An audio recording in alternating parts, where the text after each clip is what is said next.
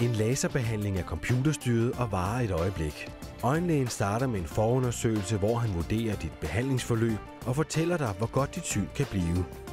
Før man overvejer at laserbehandle et øje, så skal man have undersøgt det meget, meget grundigt. Og det man undersøger, det er selvfølgelig nærsynethed, langsynethed, bygningsfejl og forskellige andre optiske uregelmæssigheder ved øjet. Selve laserproceduren foregår, hvor man ligger ned på en seng.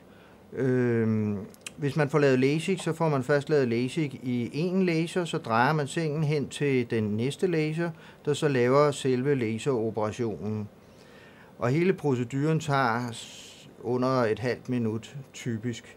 Laseren arbejder efter et princip, hvor den fordamper hornhinden. Det vil sige, der sker ikke det, som nogen tror, at der kommer en forbrænding på hornhinden. Men der sker det, at de enkelte molekyler bliver skudt af laseren, og der bliver skudt 1/1000 millimeter af gangen.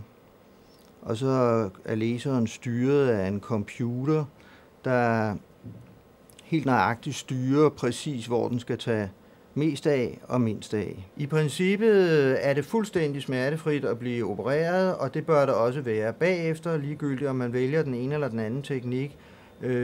Man har øjendråber, der forhindrer smerten, og den bruger man.